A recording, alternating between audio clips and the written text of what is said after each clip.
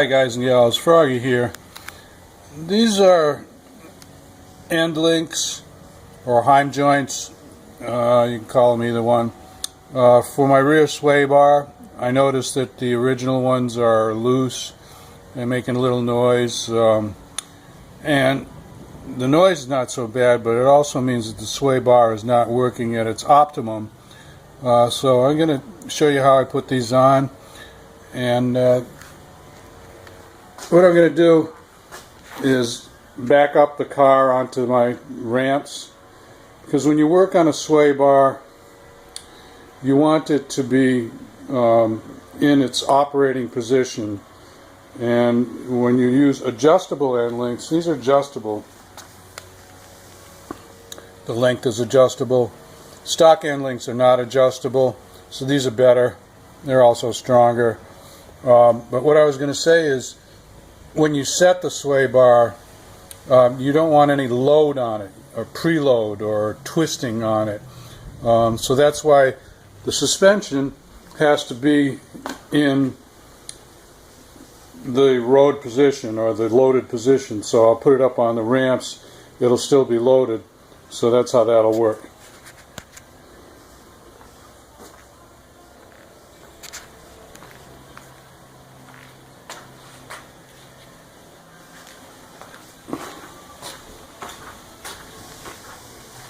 Sorry, I thought that was off.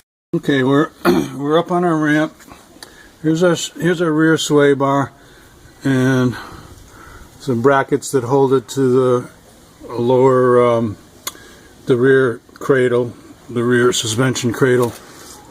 And there's the old link. It is an adjustable link, actually. It's not a stock link, so, but it's worn out. This is called a Mohawk style, and the new one I'm going to put on is a three-piece style. This is a two-piece style.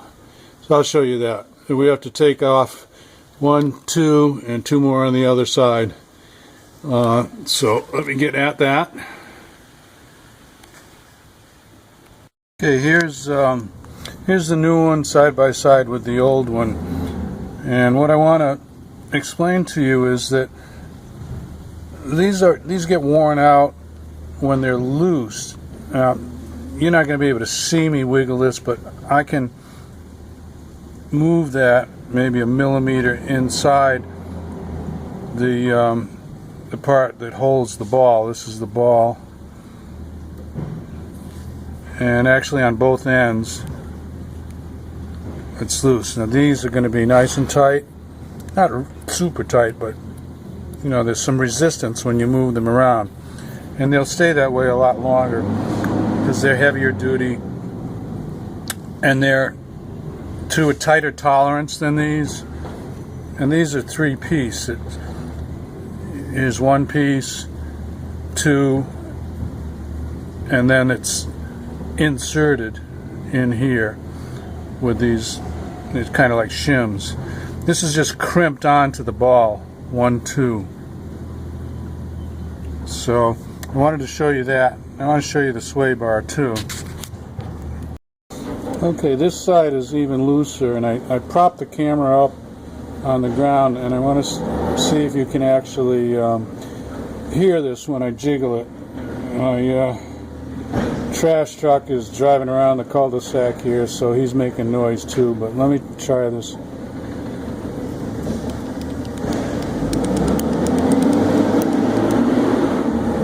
Yeah, there it goes. You hear that? You know, that's like 100 times louder when you're driving on the street. I'm just doing this with my hands. There he goes. See, it's too loose.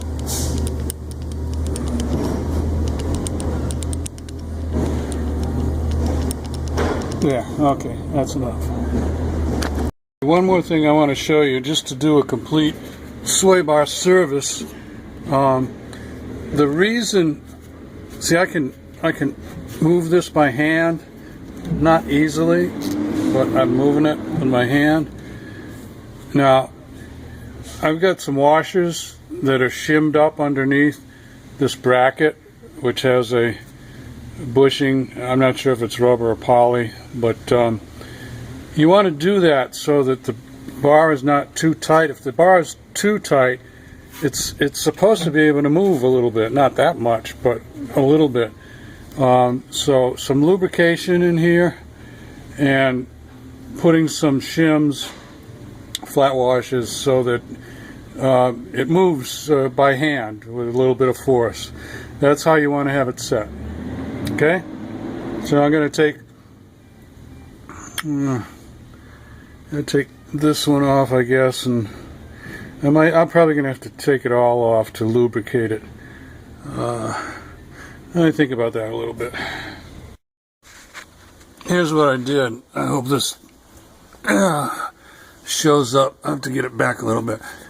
Instead of taking this all apart, I loosened up the two bottom nuts, and it makes it loose enough to shove the whole thing one direction or the other direction. So you can see I've got right here, there, sorry for the camera work, about half this distance I've got it out here. You can see that dark mark there. So I'm going to lube all that, and the other side the same thing, and then I'm going to shove it all that way and lube all the other side, because I'm actually pretty happy with the spacing that I did on this. I don't want to change that. If I was going to change it, I'd have to take both ends off and add or remove flat washers, but I'm not going to do that, so I'm just shoving it to one side, and the other side I'm going to lube it up. Let me go look and see what kind of lube I want to use. This is one of my favorite lubes for suspension work, where you don't want it to run out of what you're lubricating. You want it to be sticky. This is very sticky. It's a synthetic lube. Some people call it monkey grease. I don't know exactly what brand it is. That might just be the name of the container. But I got it with some FOT, PFADT bushings that I installed, poly bushings. So this is going to be good for back here. And lube it. You don't have to put a heavy glob on there, just a light coating, like I said, on each end, and then I'm going to shove it the other way, and that'll stay on there for good. This has been probably a couple of years since I lubed this, maybe even 2.5 or 3 years. So I'm going to lube it again, and I'll be good for another couple of years. Torque these to 70.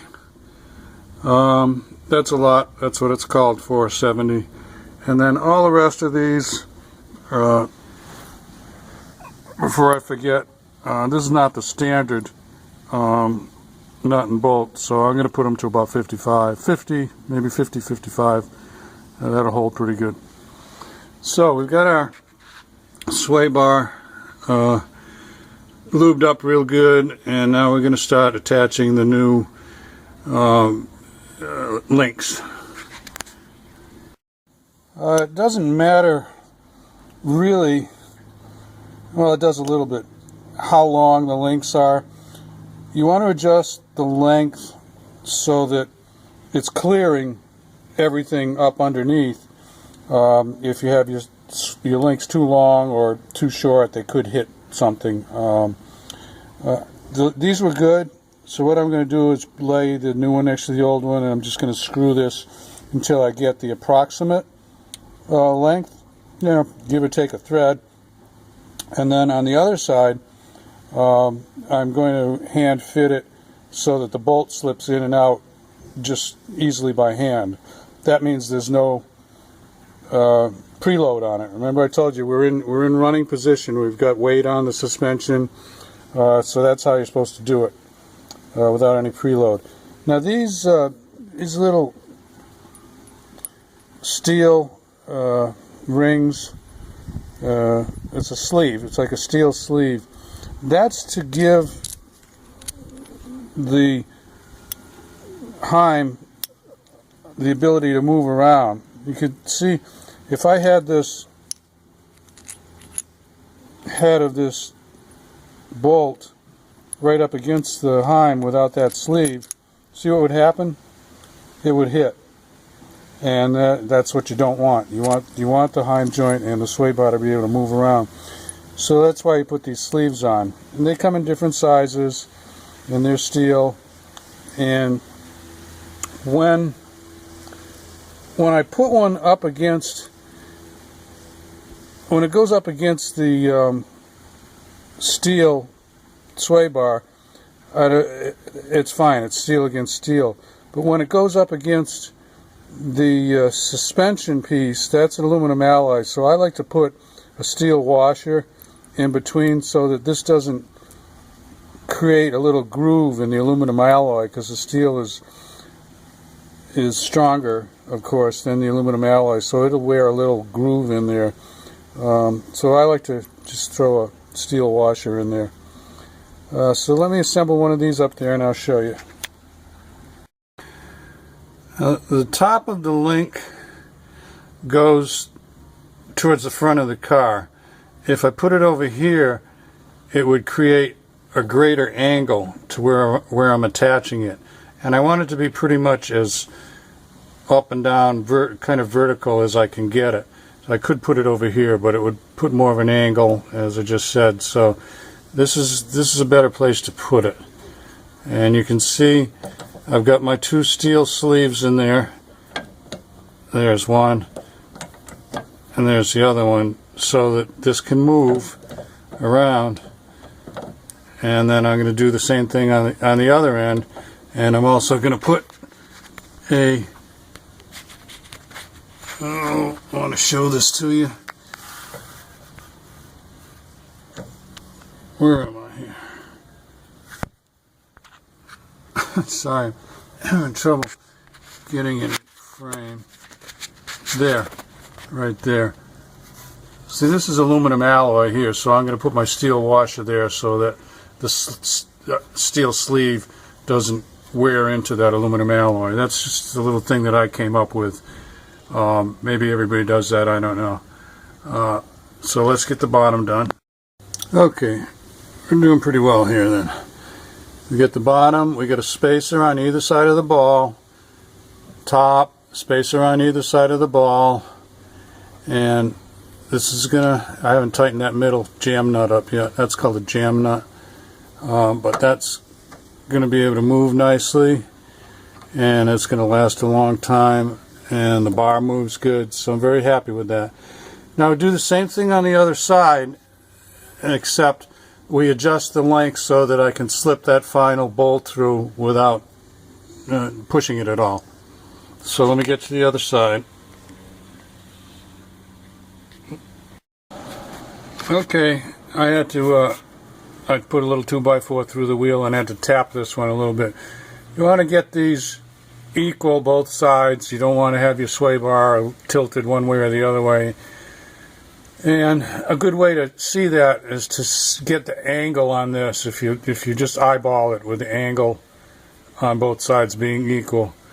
We're going to torque all these up. Remember, I told you about 50 on this is good. Yours might be different because you know, all these links are different. You buy them from different people. I like, these are QA1 links. I also like Aurora, but only for the space shuttle. Aurora is the best link probably, but it's also probably 3 times as expensive as these. And these are great. They put them on Off-Road Racer. They're, oh, I forget the name of the series they call them, but they're QA1. One other quick thing about sway bars. This is an adjustable sway bar. You can put the link there, there, or there. This is the softest setting. Soft setting means you get more grip.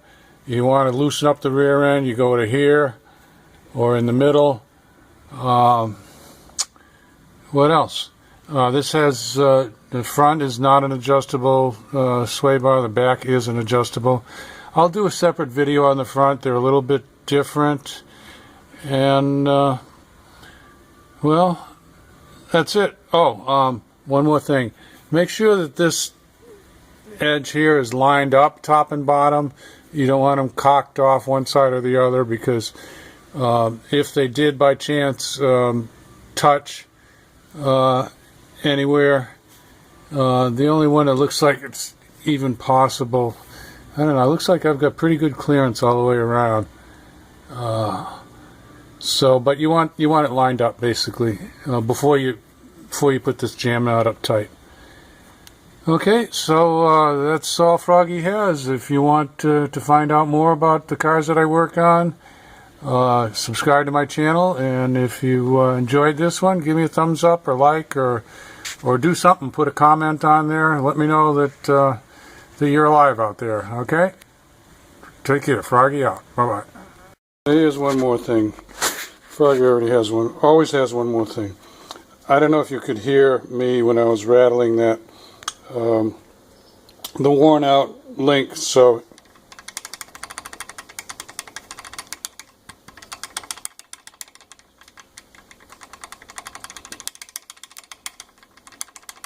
see, you should not be able to do that at all. So even though it looks okay, it's worn out. Okay, see you guys and gals. Froggy out.